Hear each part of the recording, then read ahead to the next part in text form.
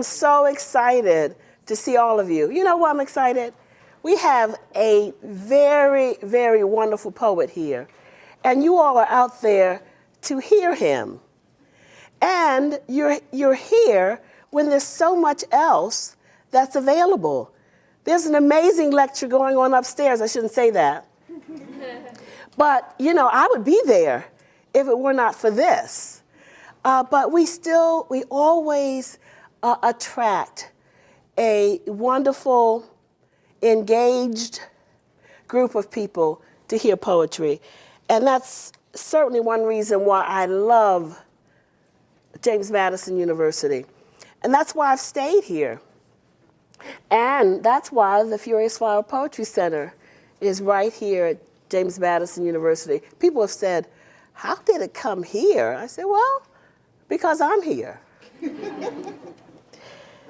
Our speaker today, in a poem entitled Written by Himself, and I'm just going to read part of it.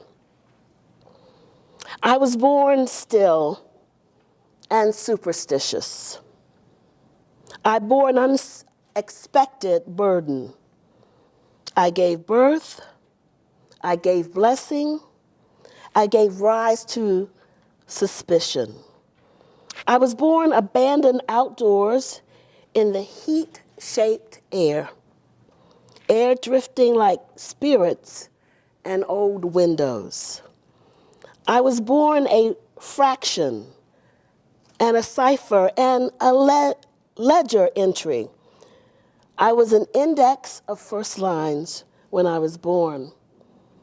I was born waist deep, stubborn, in water crying, ain't I a woman and a brother? I was born to this hall of mirrors, this horror story. I was born with a prologue of references, pursued by mosquitoes and thieves. I was born passing off the problem of the 20th century. I was born. I read minds before I could read fishes and loaves. I walked a piece of the way alone before I was born. Our speaker was actually born in Philadelphia and grew up in Willingboro, New Jersey. He is the author of Totem, which was published in 2007, and Digest, which is the winner of the 2015 Pulitzer Prize. I met Gregory Pardlo almost a year ago when he was speaking at the Folger Shakespeare Library. Karen Rishmott and I had gone up for a conference, and we were invited by Terry Cross Davis to go to this reading. And there was Rachel Eliza Griffiths there, and Kyle Dargan, and Gregory Pardlo. And he read his poems, and he especially read this poem, Double Dutch. And I said, where has this poet been all of my life? So instead of getting hors d'oeuvres after the poetry reading, I tracked him down, you remember? So, you know, I didn't want any brownies or, you know, mozzarella cheese on a stick. I wanted to meet Gregory Pardlo. And then I started really reading his work and realized that there were so many intersections. He is a Cave Canem Fellow and was in the second class of the Cave Canem movement, if you will. It's become a movement. And he worked with wonderful poets like Sonia Sanchez and Lucille Clifton. He's here with us today. You will understand why I tracked him down. Because he will, I think, show you the genius that I saw when I heard him for the very first time. So could you please give a JMU welcome to Gregory Pardlo.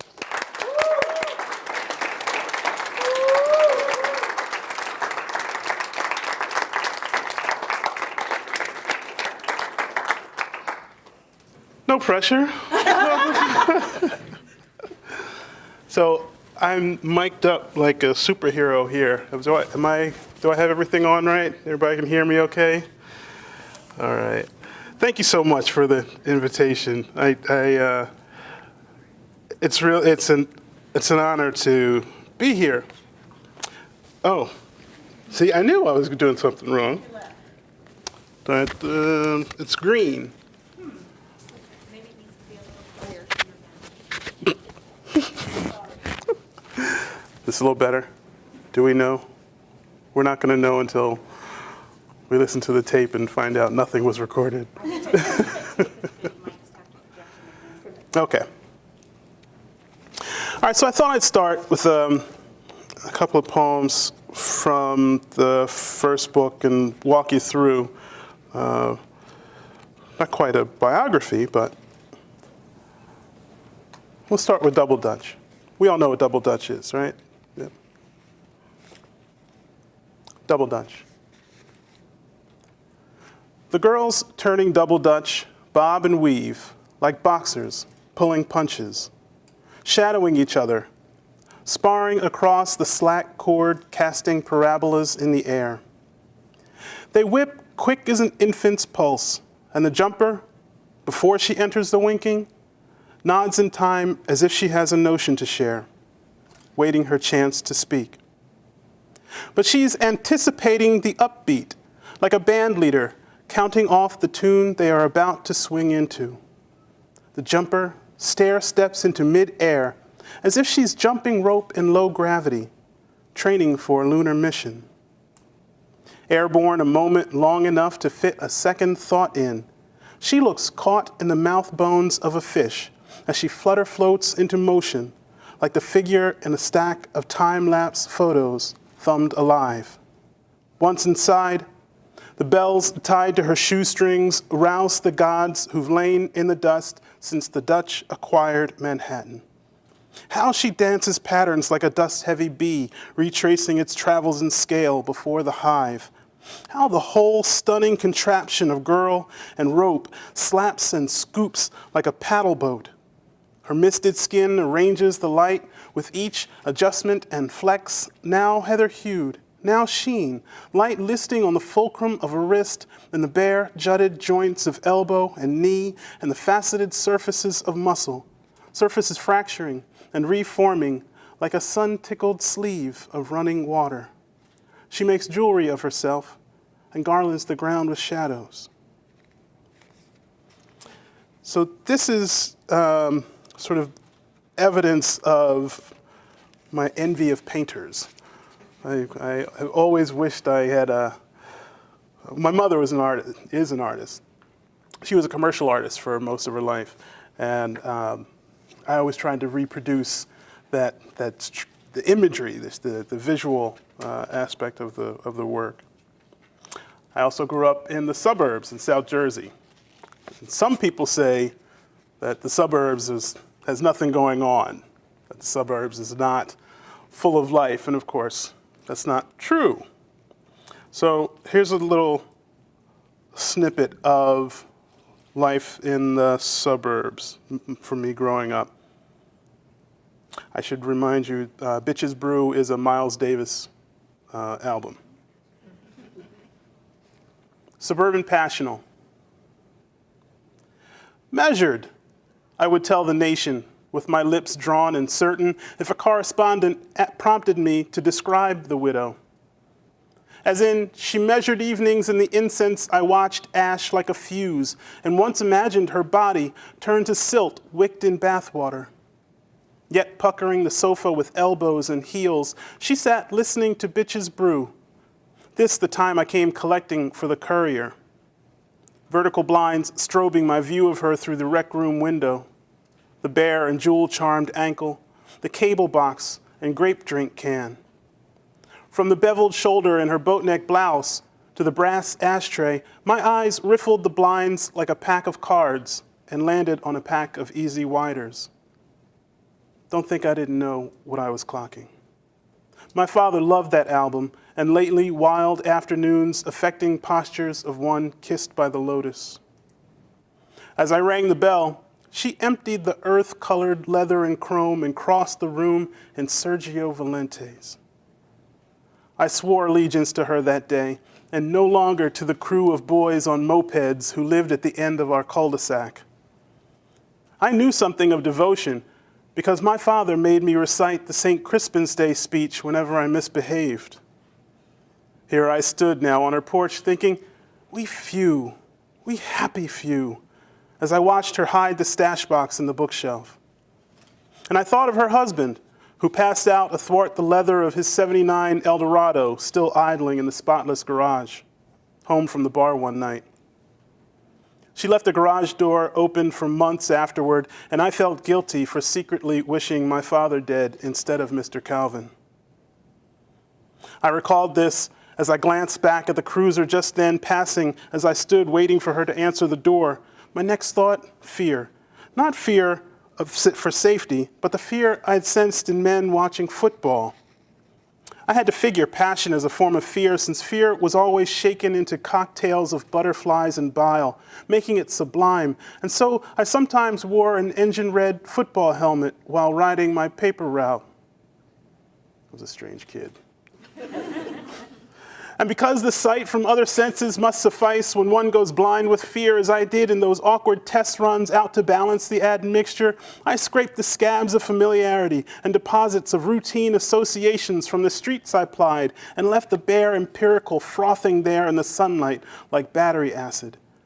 I imagined myself cool as 5-0 behind Ray-Bans and assumed the arrogance from whence I could dismiss what the theater of my absurd knew of itself. In my righteous alienation, I chuckled at the quaintness of it all. My new ignorance had inertia, like the vices of men silhouetted in garages, and lifted me from my bike by the fascinations to lead me to an apprehension of details often wise unsung along these lawns edged like mint chocolate cake. Thus inspired, I told her I was sorry to disturb her, as I overheard the cop car grip the sun-softened blacktop like Velcro, treading along the bend. I said she was pretty. She tugged 2 bills from a wallet and watched me off as I haunted a Prince tune like a castrato down the drive beneath my helmet. And even now, I want to reach into this stanza the way she reached into her jeans to pay me. Reach in and take the rosining roach from her fingers to shotgun a beam of smoke across her polished bottom lip. Maybe kiss her like I'd never left home, afraid it wouldn't be there if I ever did return. Thanks. Thank you. So I'll read the whole poem written by himself. One of the things I was doing when I started writing this book was it's a painful memory. I was wrestling with a PhD. I finished the coursework, and one day I will go back and finish the dissertation. Really?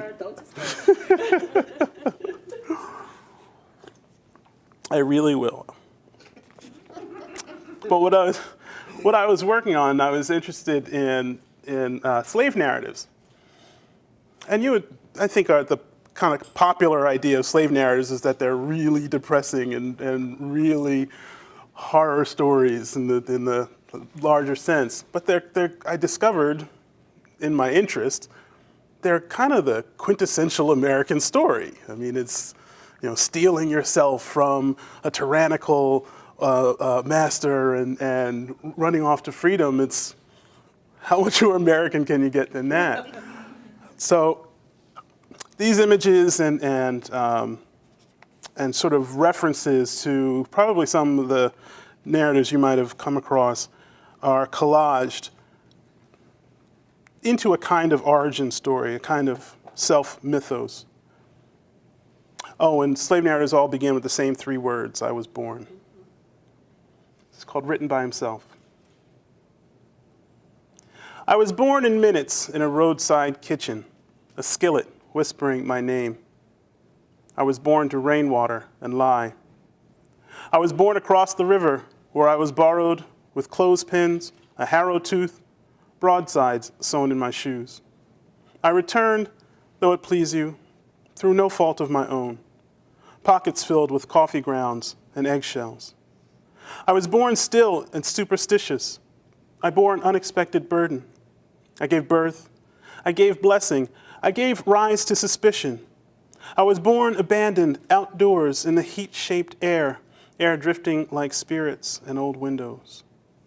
I was born a fraction and a cipher and a ledger entry. I was an index of first lines when I was born.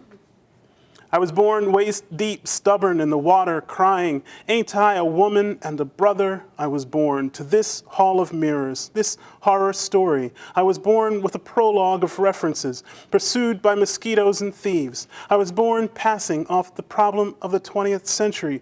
I was born. I read minds before I could read fishes and loaves. I walked a piece of the way alone before I was born.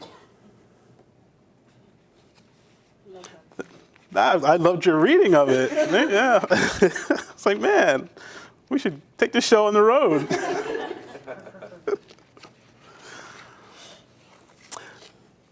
So I have, on my mother's side, as Joanne mentioned, my family's from Philadelphia. And on my mother's side was the more middle class side, right? So I have aunts on that side. On my father's side, I have an aunt. Do we get the difference? Right? Okay. Yeah, in this poem, I'm really just kind of interested in how we construct stereotypes of people, and they become sort of opaque, and it's so difficult to see past them. My speaker is guilty of that as well in this poem. It's called Attachment, Atlantic City Pimp. Left of the @ sign, the email address was ethnically gendered with the nonce noun sista, which, I have to confess, I scoffed at, thinking it was from some self-discovering student of mine, before realizing it was my aunt who sent the JPEG from her cell phone. My aunt, who doesn't mind a bit of shell if it means getting all the crab meat, who is known to only leave behind enough of a tip to shame the waitstaff for their inattention.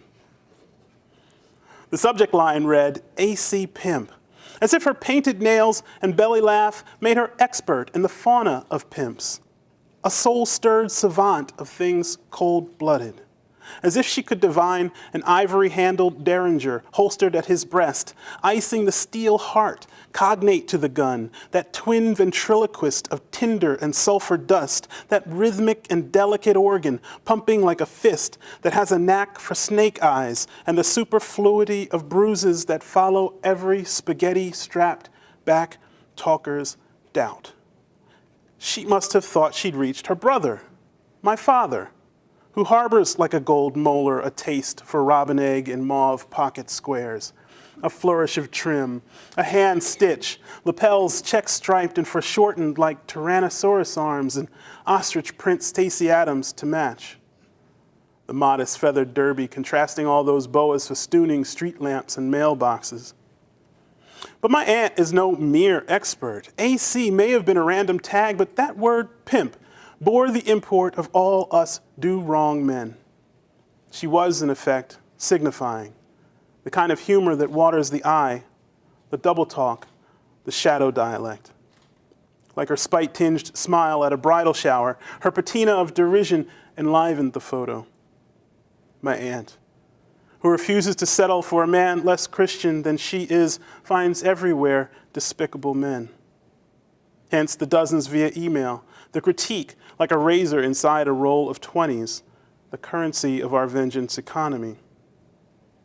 Perhaps there was an untroubled sea just beyond the garish casinos behind him, a stilt walker or mime just outside the frame, a carnival and boardwalk where the horizon would be, and maybe a tour bus full of people waving. But out of all the images that might speak to something inside her, this was the one she found worth saving. Oh, thanks. Thank you.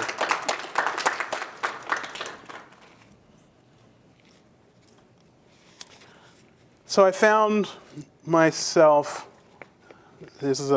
I'm interested in forms, not the conventional forms, but unconventional form. Everything has a form. This is a form I'm sure everyone in this room is very familiar with. And the language in this form is very specific, very particular. Let's see. All right, so I'll just read it and maybe we'll say something afterwards. It's called Shades of Green, Envy and Enmity in the American Cultural Imaginary. Images of the stud and the buck have an amorously crafted resonance burnished by cultural anxieties, an addict's logic toward the habit they place in the mind, and the mysteries we lay at their feet. This course will begin by focusing on models represented in the 1994 Charles Russell film, The Mask, and Ang Lee's 2003 The Hulk, the mojo and the genetic regression, the hypersexuality and the rage. These qualities are thrust and airbrushed onto the Bacchic body of the other as we fantasize our repression of them in ourselves. The unquiet threat of psychosomatic greening, a silk garret, an onanistic envy of the other's capacity for release, a monumental iconography of the hermetical black box of the brain. While we might be tempted to reduce these types to the pat dichotomy of comedy and tragedy, this course will examine the ways in which there is but one mask, a Janus-faced cleavage of thou art and thus am I, our goat-sung desires adrift in the wilderness, our telltale passions pulsing beneath the tulips and gladiolas in a mildewed hat box, the act of masking triumphal and deadly, trembling the bulb on its stem. I don't think they'd let me teach that course. One can hope.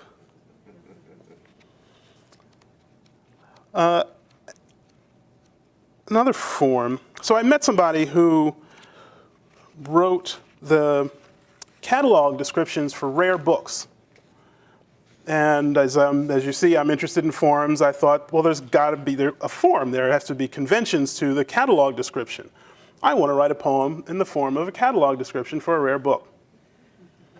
Now I need a book.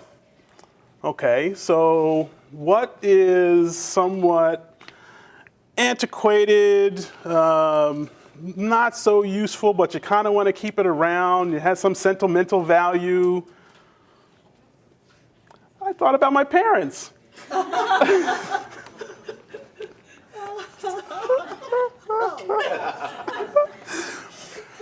My parents are good sports.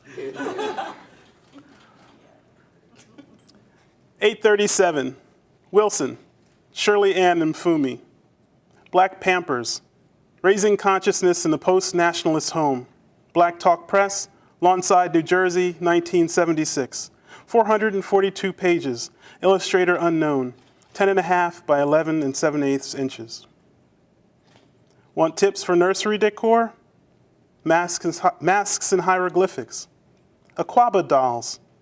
Send Raggedy Ann to the trash heap. This tome is a how-to for upwardly mobile black parents beset with the guilt of assimilation. Revealed here are the safety pinnings of the nascent black middle class, their leafy split-level cribs and infants with Sherman Hemsley hairlines. Of interest are bedtime polemics on the racist derivations of the wheels on the bus. Chapter headings address important questions of the day. How and how soon should you intervene if you suspect your child lacks rhythm? At what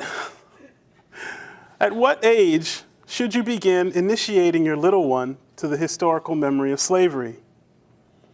And how ethical is the two-cake solution? One party for classmates and another so you can invite the cousins. Maybe I'll explain that joke afterwards. Indispensable to collectors for whom Aesop's African origin is no matter of debate will be the gloss and annotation comprising the bulk of the text of the lyrics to Stevie Wonder's Black Man. According to the jacket copy, one of the alternate titles considered was What to Expect When You're No Longer Expecting Revolution. Usual, occasional, scattered light foxing to interiors. Contemporary, tree calf, exceptional, about fine condition, $75. So, thanks. My father wanted me to charge much more for that book.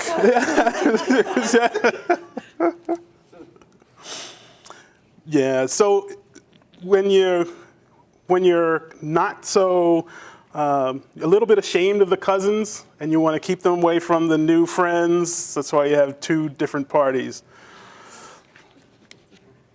We knew that. We knew that? Yeah. Oh, okay, okay, all right. Because that's one of the questions, you tend to find out what cultural knowledge is common and not. And that's one of the questions I often get afterwards, on the side, that is. And one more form. We were talking about this earlier, the improvisation. So I had it in mind. I teach a lot of poetry workshops, and one of the things that we poets will do is we'll put an epigraph on a poem that has absolutely nothing to do with the poem. And it's just a way of name dropping, right? So I'm quoting Wallace Stevens, so you know this poem's good.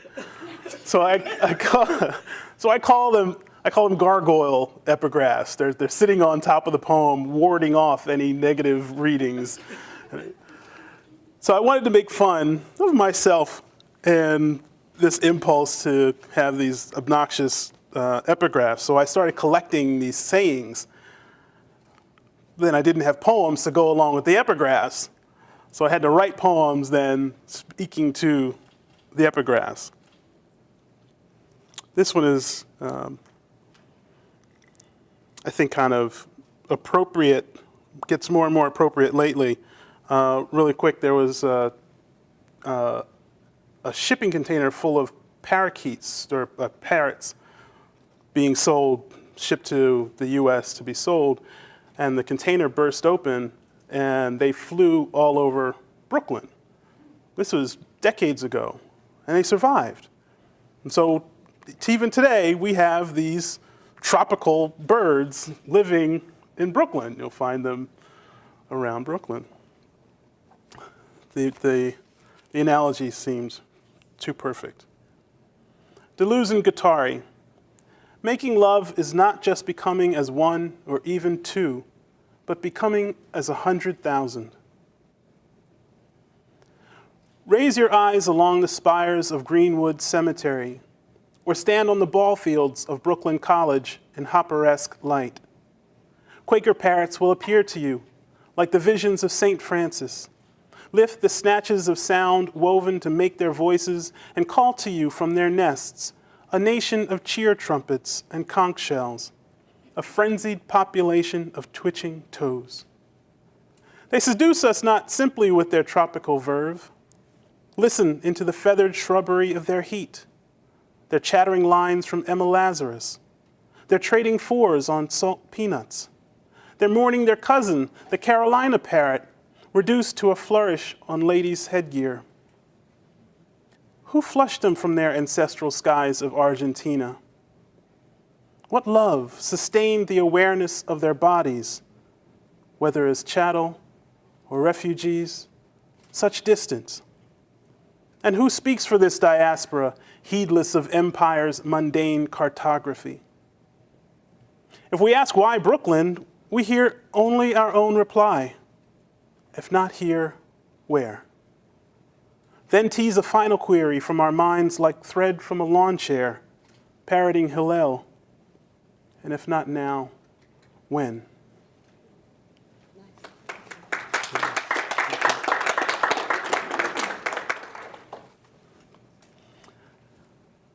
So I am interested, as many people are, interested in the kind of daily aggressions that bind a family together.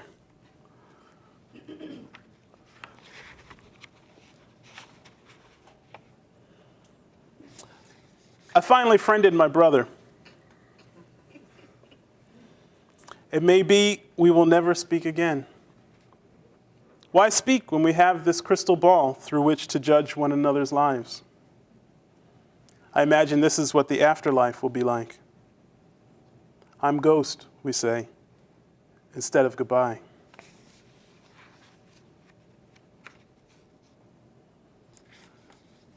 The Fulton Street Food Town is playing Motown, and I'm surprised at how quickly my daughter picks up the tune. And soon, the two of us, plowing rows of goods steeped in fructose under light thick as corn oil, are singing, "Baby, I Need Your Lovin'," unconscious of the lyrics' foreboding. My happy child riding high in the shopping cart as if she's cruising the polished aisles on a tractor laden with imperishable foodstuffs. Her cornball father enthusiastically prompting with spins and flourishes and the double barrel fingers of the gunslinger's pose, but we hear it as we round the rice and Goya aisle, the familiar exchange of anger, the war drums of parent and child. The boy wants what? To be carried? To eat the snacks right from his mother's basket? What does it matter? He's making a scene. With no self-interest beyond the pleasure of replacing wonder with wonder, my daughter asks me to name the boy's offense. I offer to buy her ice cream. How could I admit recognizing the portrait of fear the mother's face performs? The inherited terror of nonconformity, frosted with the fear of being thought disrespected by or lacking the will to discipline one's child. The boy's cries rising like hosannas as the mother's purse falls from her shoulder, her missed step from the ledge of one of her stilted heels, passion loosed with each displaced hairpin, his little jacket bunched at the collar where she's worked the marionette. Later, when I'm placing groceries on the conveyor belt and it is clear I have forgotten the ice cream, my daughter tries her hand at this new algorithm of love, each word punctuated by her little fist. "Boy," she commands, "didn't I tell you?"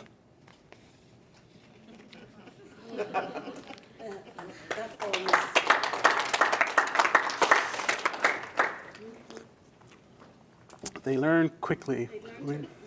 We pick these things up. At 13, I asked my father for a tattoo. I might as well have asked for a bar mitzvah. He said I had no right to alter the body he gave me. Aping what little of Marx I'd learned from the sisters down the street, I said I was a man because I could claim my body and the value of its labor. This meant I could adorn it or dispose of it as I chose. Tattoos, my father said, are like children. Have one, you'll want another. I knew there was a connection between the decorated body and reproduction. This was why I wanted a tattoo. Yet I reasoned, not in so many words, his analogy only held in the case of possession. In other words, I possess my body, but cannot possess my children. His laughter was my first lesson in the human Ponzi scheme of paternalism. The self-electing indenture to the promise of material inheritance, men claiming a hollow authority because simply their fathers had claimed a hollow authority. Knowing I had little idea as to what my proposed tattoo might resemble, my father sent me to my room to sketch it using the pastels he'd given me for Christmas. Based on his critique, he said he would consider my request. But he'd already taken the shine from my swagger. How can I beautify what I do not possess and call it anything but graffiti? Now, Chris Rock says my first job is to keep my daughter off the pole. Whether or not I agree with him, I get his point. As a father myself, I now see every mutinous claim of independence as the first steps toward my sweet peas falling in with a bad crowd. Richard Pryor says we're bound to fuck up our kids one way or another. My father would split the difference. I made you, he'd say. I can unmake you and make another one just like you.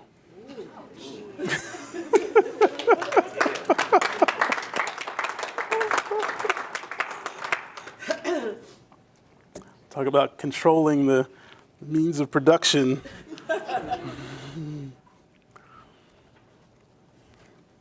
All right, I'm going to wrap up with a poem called Wishing Well.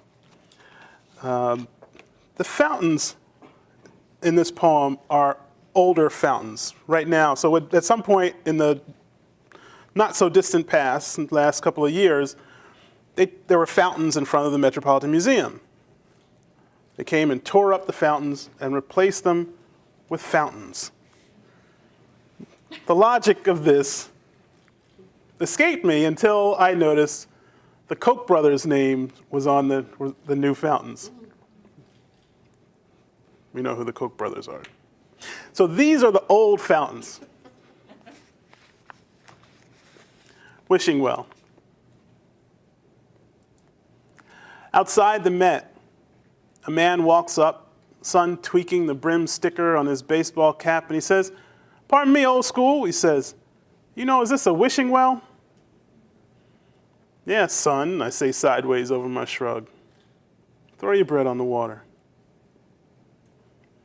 I tighten my chest, wheezy as Rockaway beach sand, with a pull of faux smoke from my e-cig to cozy the truculence I hotbox alone, and I am at the museum because it is not a bar.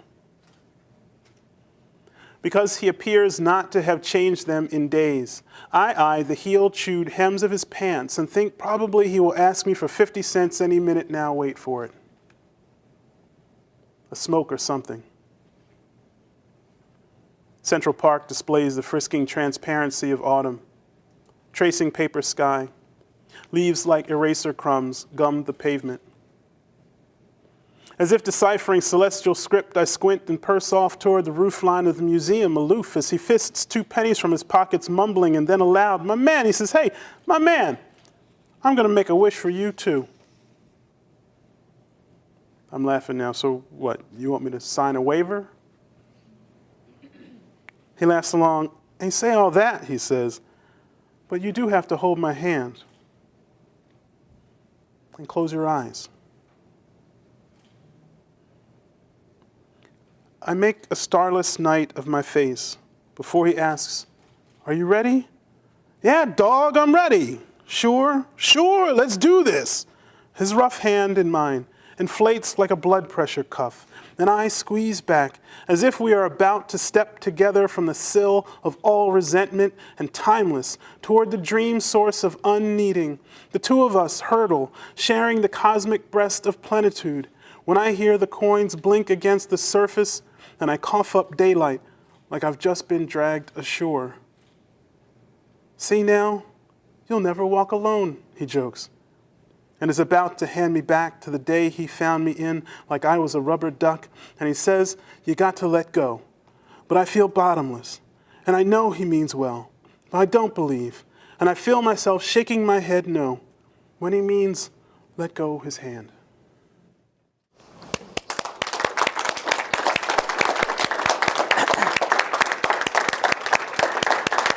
Fabulous. You rose to the occasion. I know that you have questions. So we're going to have a little commercial break while you come up with your questions. And then after that commercial break, we will have the Q&A that will be conducted by none other than Lauren Aline, who did an in-depth interview with Gregory Pardlo this morning. And so people who are not as lucky as you are will get to hear him talk about his poetry. But first, our commercial.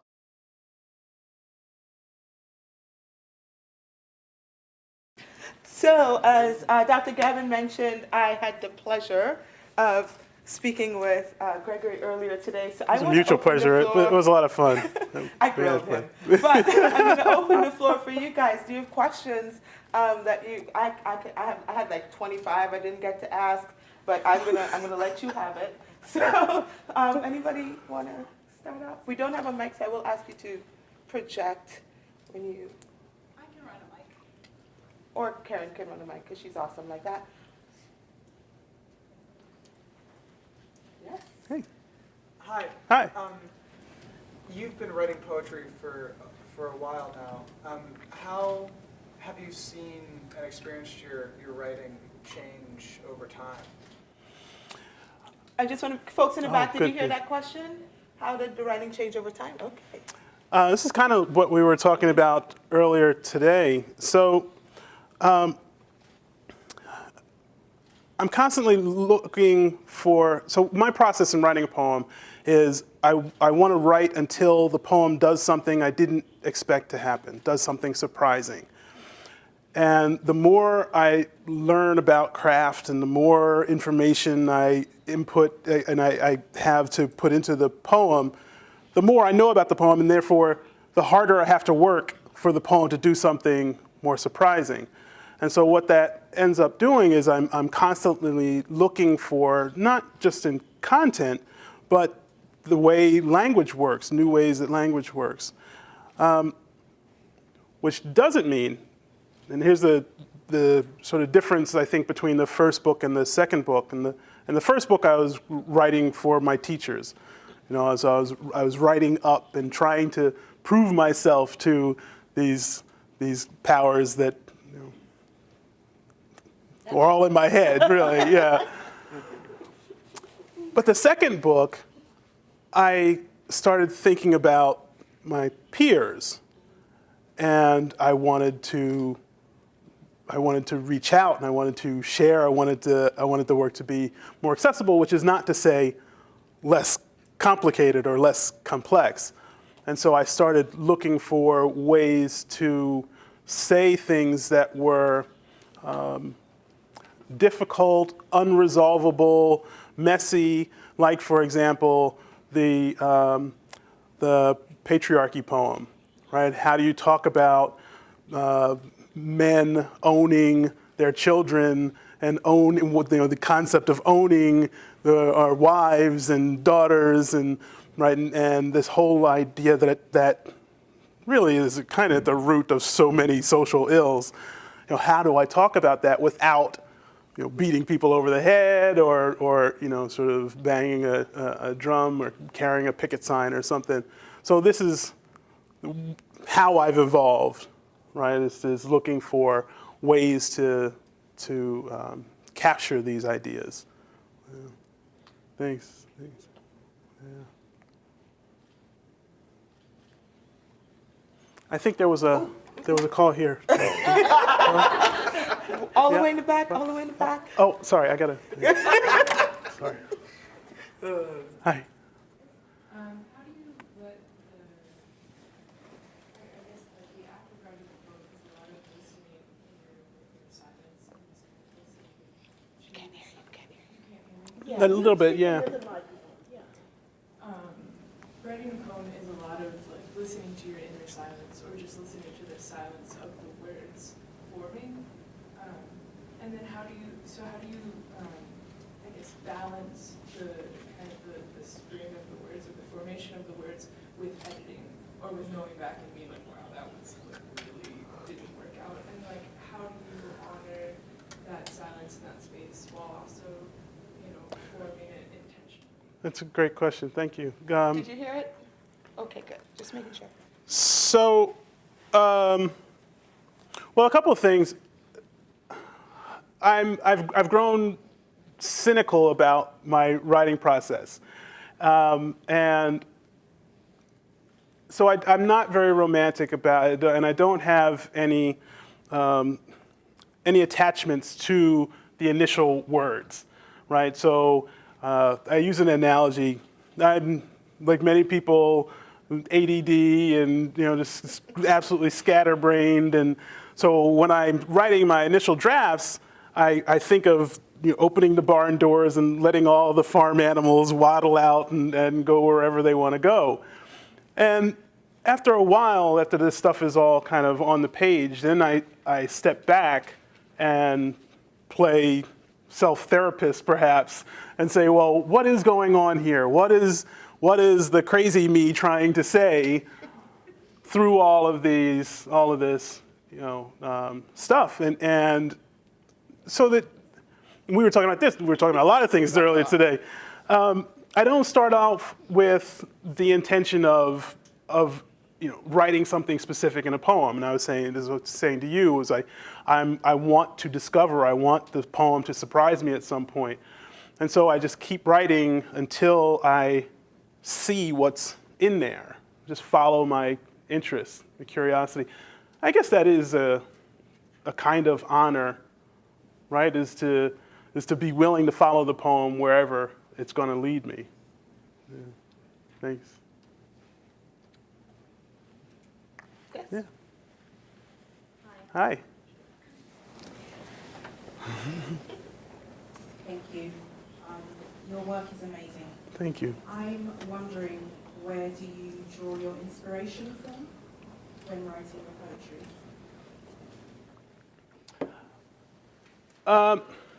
What's the website, Greg? What's the website? Inspiration.com, yeah. I draw my inspiration, well, as you heard, sometimes, very often, I draw my inspiration from the art museum. I do spend a lot of time in the art museum as it happens. And I draw a lot of inspiration from confusion. So, as I mentioned, I worked on a PhD for a long time. I have a lot of big, thick, heavy books that I have no idea what they're saying. And so I keep picking up those books and reading through them, and just the act of trying to wrap my head around ideas makes my mind do things that it wouldn't ordinarily do, right? And that shakes my language up enough that I get all the little animals walking around, waddling around. And also translation. So, I think there's a misunderstanding, or misperception rather, that one has to have a mastery of the target language in order to translate. You have to have a mastery of your own language in order to translate, right? So, for example, I just got back from 10 days in China, where me and myself and several other American poets were translating the work of Chinese poets. They assigned us, we were paired, obviously, and the university, we were at two universities, assigned us graduate students who were bilingual, but by no means poets.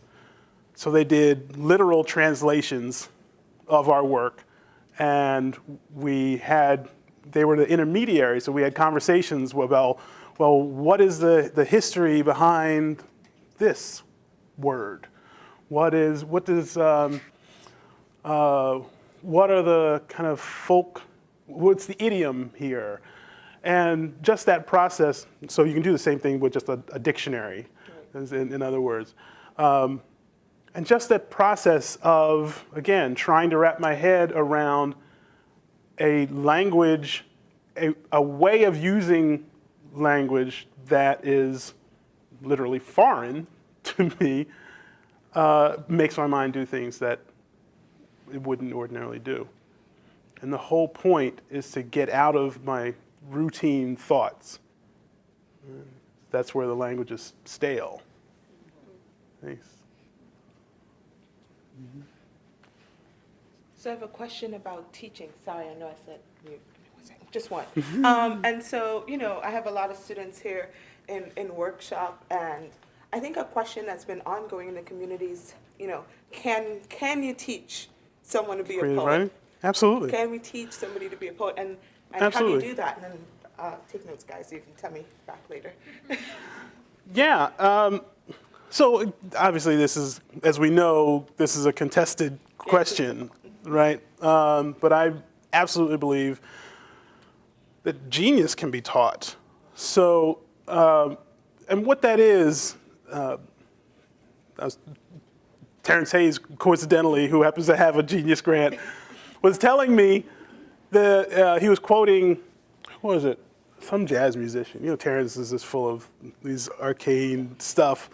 he was telling me, so genius is just the person who can most be themselves, right? And I think our creativity, our individuality, our unique genius is sort of packed. I'm thinking of a crate packed with stuffing, and it's kind of muffled by our need to conform, our need to be accepted by others, our need to be approved, and so we kind of tamp down the uniqueness, what makes us odd, for the sake of a kind of safety in community. And so what we do for teaching creative writing is just helping people think through what is most unique. What is your superpower, in other words? What is the thing that you can do that nobody else can do? Right? And I think it's another misperception that a lot of people, when we start writing poems, we want the poem to be a poem. Right? We have some idea that a poem is something out there, and I have to write something that matches that thing. Well, no, that's the absolutely wrong way to go about it. Right? The poem is not something that belongs to somebody else that you have to earn from someone else's approval, which I was saying with the first book, right? Which was the difficulty I was having there. The poem is the thing that, well, I'll speak for myself. Every time when I'm writing, if I have the sense, something in the back of my head says, you can't do that, or you can't say that, or, hide that away, that is exactly where I need to go. That's where I chase the poem down. And so I think a lot of it is just creating a safe space. And we tend to think that we are fucked up in ways that nobody else is fucked up, right? That our weirdness is just so incredibly shameful, and we would be ostracized in a minute if anybody knew just how weird we were. And you talk to people, once we talk to one another, we find out we all got the same wacky ideas, right? And that's the beauty of it, when somebody writes the poem and we say, yes, I'm there, that's exactly what I felt. It's not exactly what you felt, but how many times do we say, I love that poem, I relate to that poem? That's because somebody had the nerve to say, to give us permission to feel the thing that we are so reluctant to feel, or think the thing that we're so reluctant to think. I think that's one of the strengths of poetry. Right? One of my favorite definitions, right? The writer writes something that they think is personal that the reader recognizes as their own. Yeah, that's great. Yeah. It's not mine. I think Emerson says something similar when I hear my own words sort of echoed back to me from the page. Yeah.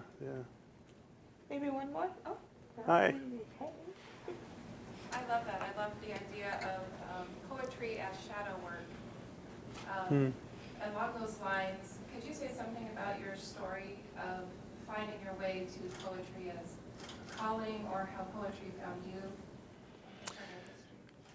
So we covered this earlier today. I had been telling a number of creation stories about myself as a poet. One of which I alluded to earlier is that my mother was an artist, and I envied the way she could create images on the page.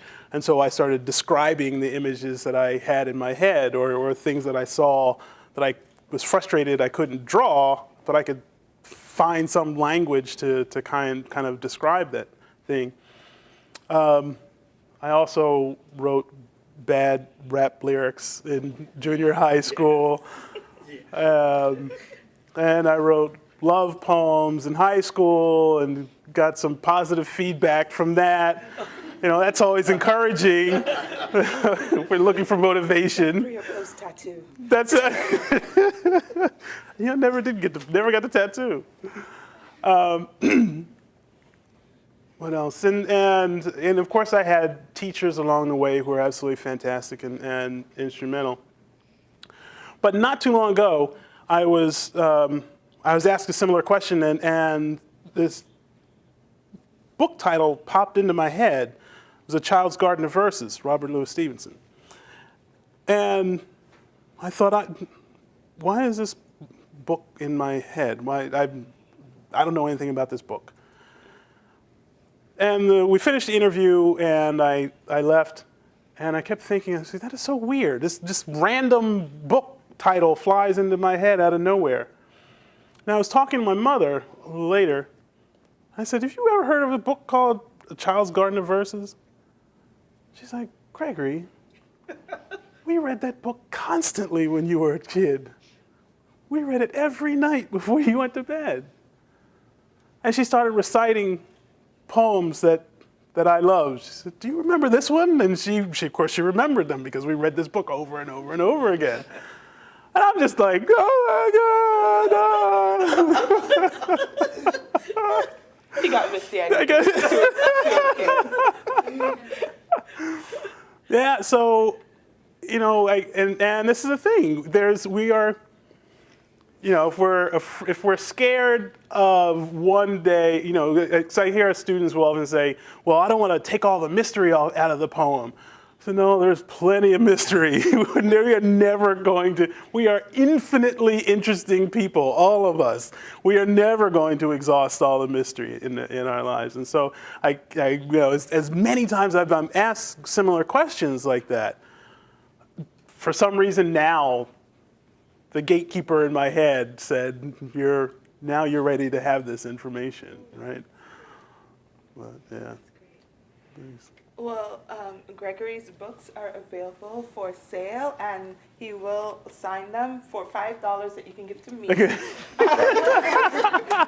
No, they're free. And so please support him. Feel free to ask more questions. Yeah. Thank you so much for coming. Thank you. Thank you all. Thank you. Thank you.